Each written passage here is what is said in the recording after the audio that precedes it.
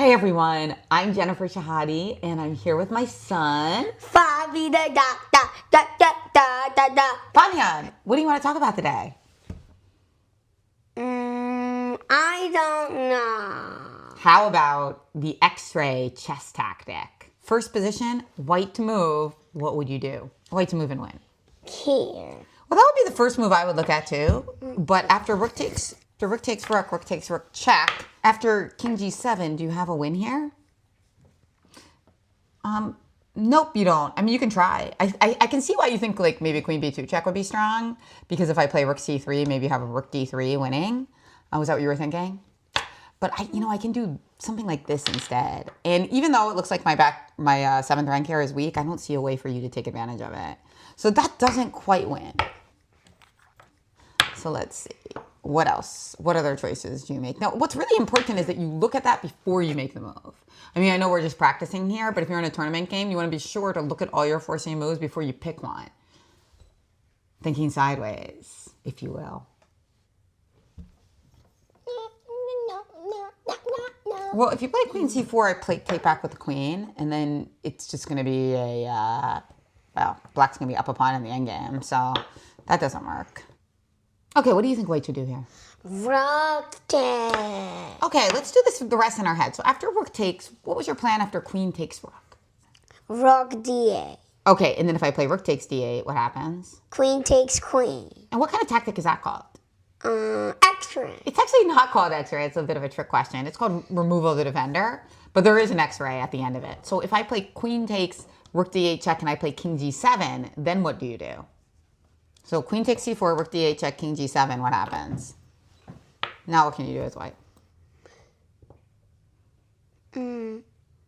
X-ray. Yeah, that's the X-ray part. It's actually kind of hard to see this, especially far in advance, because the queen is protecting the rook from the other side, right? Now, if there was like a knight protecting this or something, then this would be okay, right? But in this position, because then we could play rook takes, queen takes, but there is nothing protecting it, and so after rook takes c8, you are just up a rook. So very nice. So that's the X-ray part. Like many combinations, it's a combo. That's why it's called combination, right?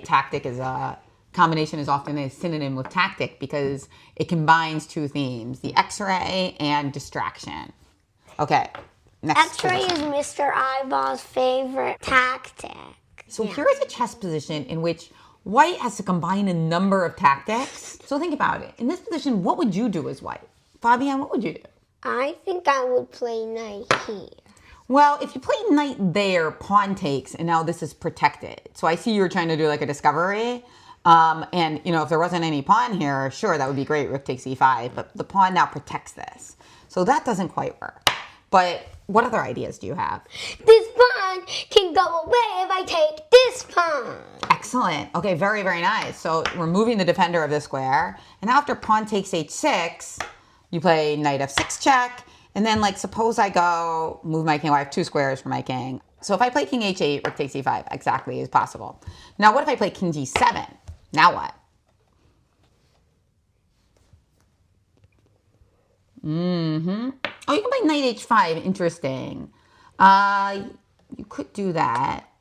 But then I could play rook takes h5. And then if you play pawn takes h5, rook takes e2, rook takes e2, and I have two bishops for the rook. Great try, though. That almost works. What else can you do? Okay, so if you play rook takes e5, which is obviously a very natural looking move, the problem is that after rook takes e5, king takes f6, who's better here?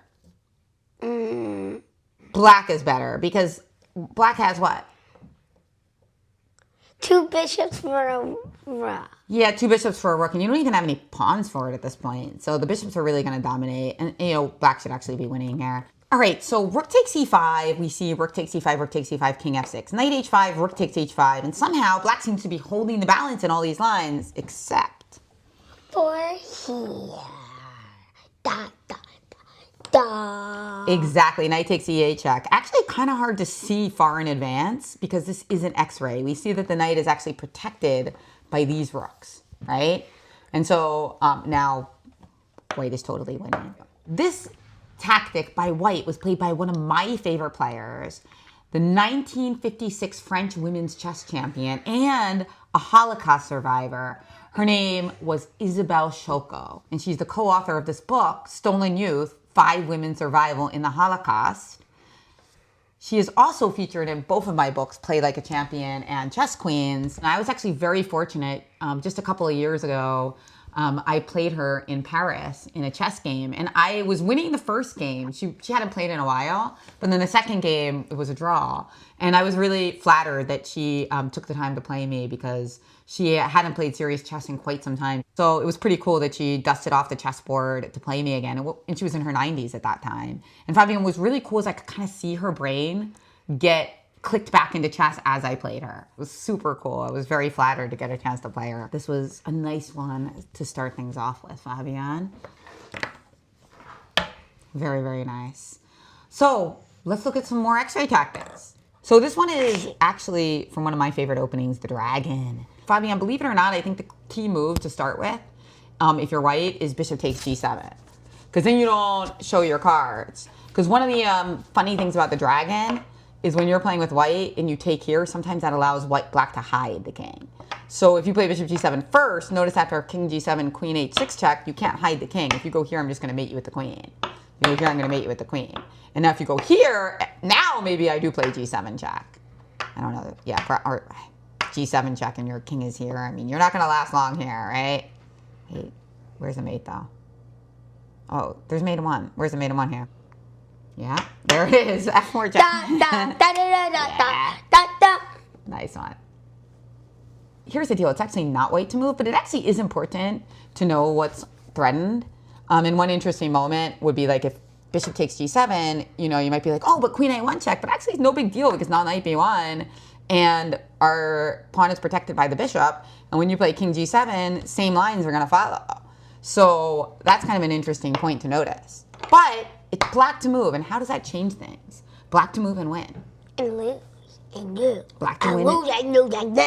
Black to move and win, taking advantage of a little X-ray. Of the big X-ray. You got it wrong. No, that's not correct. Bishop takes d4, queen d4, and then if queen a1 check, knight b1, and the queen guards the nasty stuff, and our threats reemerge. Because after bishop d4, queen d4, like for example, queen a1 check, knight b1, bishop a2, like suppose you did something like this, pawn takes h7 actually mate.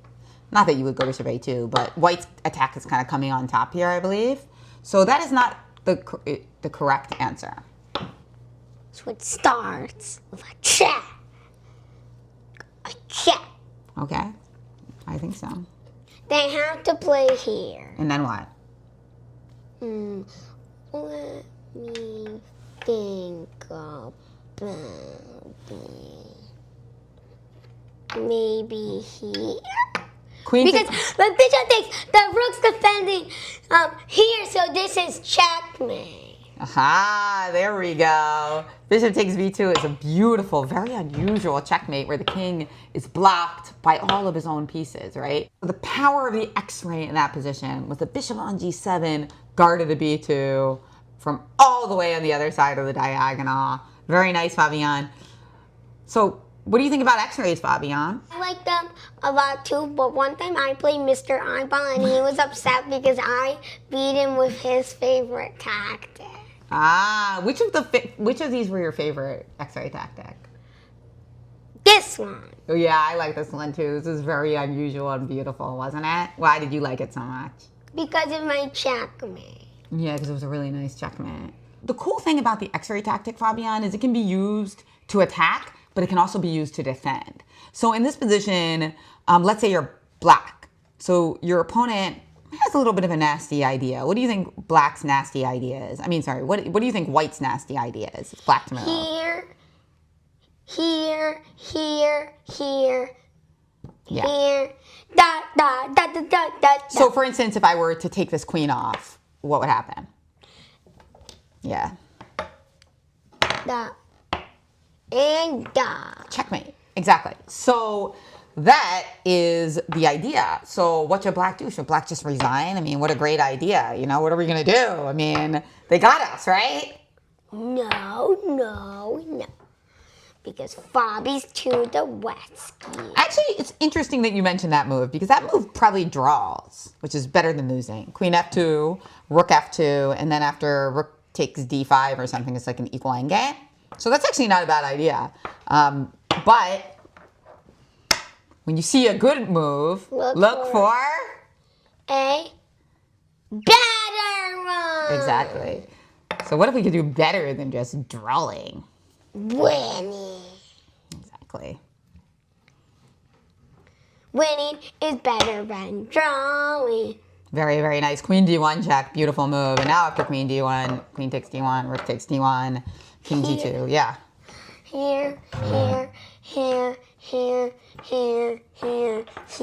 And we're here, up. Yes. Here, Yes. We got it. Very, very nice. Okay, let's take one more look at that move, though, before we just close up the position. Very nice. Very nice. So you see how the idea here was basically an X-ray. Queen D1 check was a defensive X-ray because our queen is protected by this rook.